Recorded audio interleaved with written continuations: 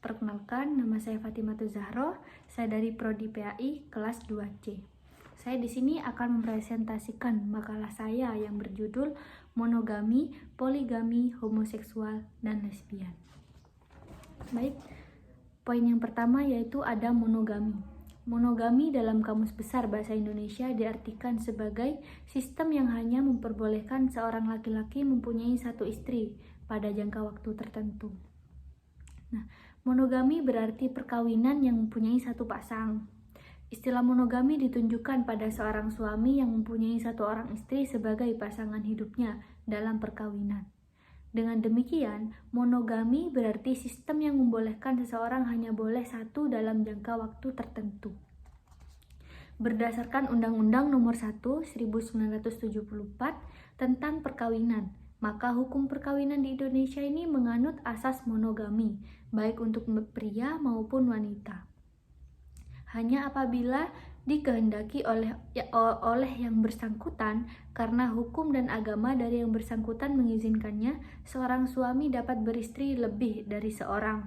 Dengan demikian, perkawinan seorang suami dengan lebih dari seorang istri, meskipun hal itu dikehendaki oleh pihak-pihak yang bersangkutan, hanya dapat dilakukan apabila dipenuhi beberapa persyaratan tertentu dan diputuskan oleh pengadilan. Baik, poin yang kedua yaitu ada poligami. Pengertian poligami. Poligami ini merupakan perkawinan yang sesuai dengan fitrah manusia dan memiliki status perkawinan yang sah dan bertujuan membangun rumah tangga yang sakinah, mawaddah, warahmah. Anjuran dalam melaksanakan perkawinan diantaranya bertujuan untuk menjaga kesucian jiwa dan mendapatkan keturunan.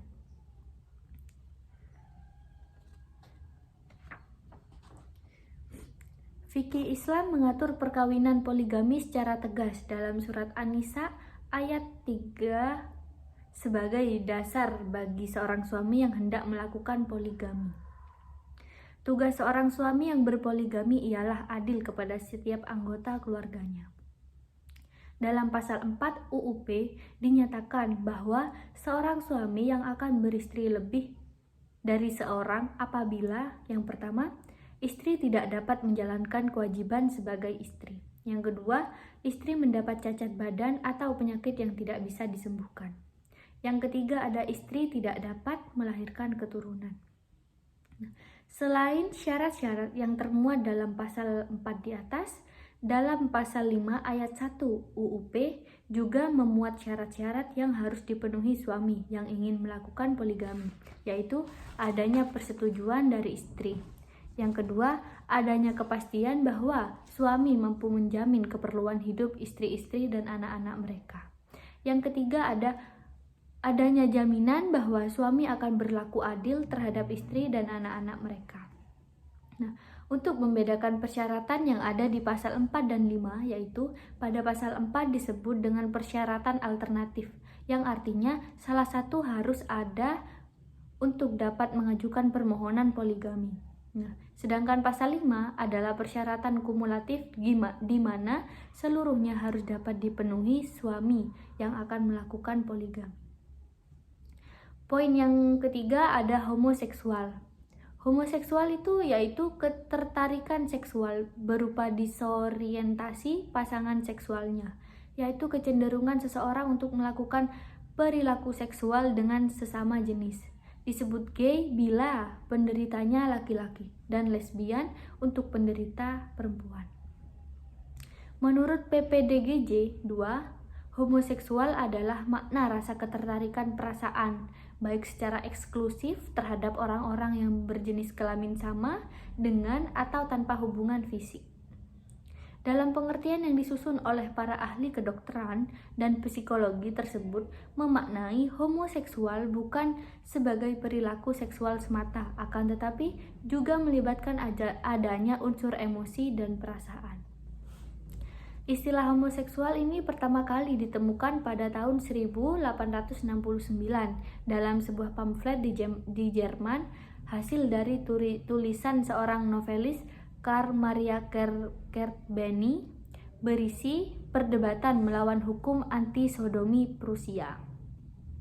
Pada tahun 1879, Gustav Jaeger menggunakan istilah Kurt Benny dalam bukunya Discovery of the Soul untuk menyebut homoseksual. Sedangkan pada tahun 1886, istilah homoseksual dan heteroseksual disebut dalam buku Psychopathia Sexualis karangan Richard von Krafft-Ebing.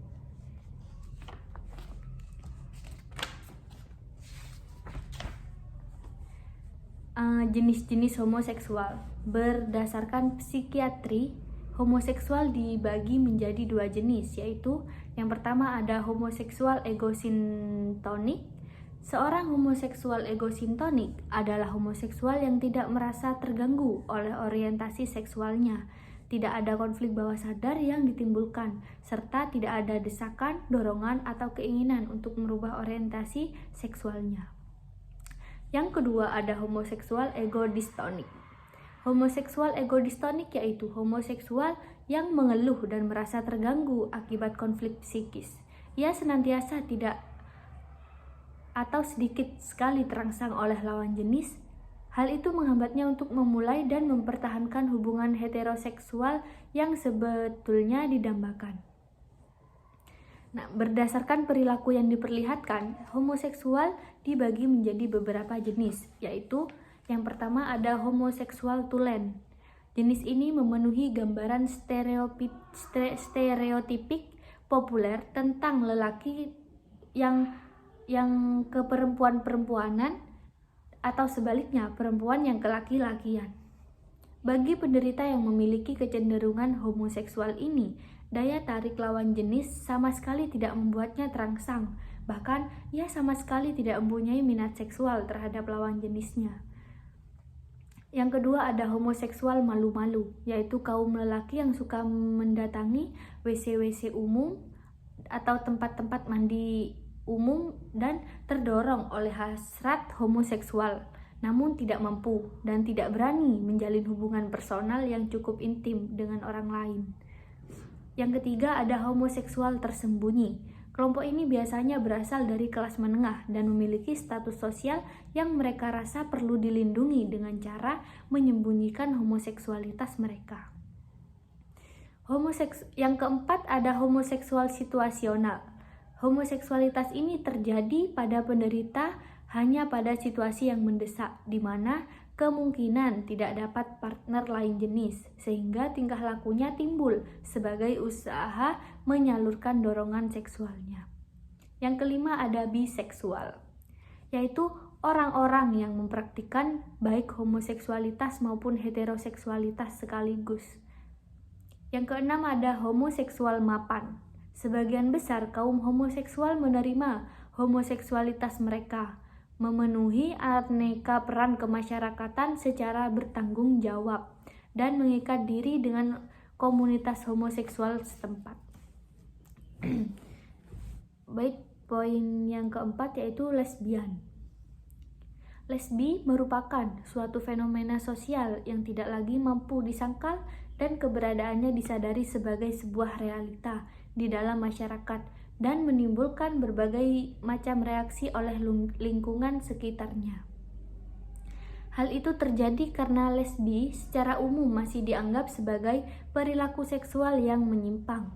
Penolakan dan marginalitas dari lingkungan sekitar dan lingkup luas membuat kaum lesbi terhimpit, rasa takut, ragu, bahkan malu untuk menunjukkan identitas seksual mereka yang sebenarnya, sehingga hal ini menjadi penghambat bagi mereka untuk berkomunikasi dan berinteraksi sehari-hari. Mungkin itu saja yang dapat saya sampaikan, kurang lebihnya mohon maaf. Wallahul muwaffiq ila aqwamit thoriq. Wassalamualaikum warahmatullahi wabarakatuh.